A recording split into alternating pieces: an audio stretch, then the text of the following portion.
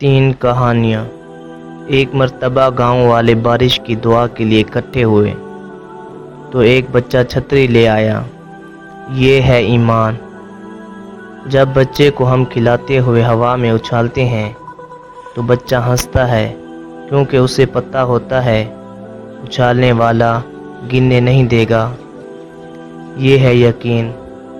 हमें खबर नहीं होती कि सुबह उठेंगे या नहीं, मगर फिर भी रात को अलार्म लगा के सोते हैं। ये है उम्मीद। अल्लाह पर ईमान, यकीन और अल्लाह से उम्मीद में दुनिया के हर मसले का हल है। अगर वीडियो अच्छी लगे तो सब्सक्राइब लाजमी करें। शुक्रिया।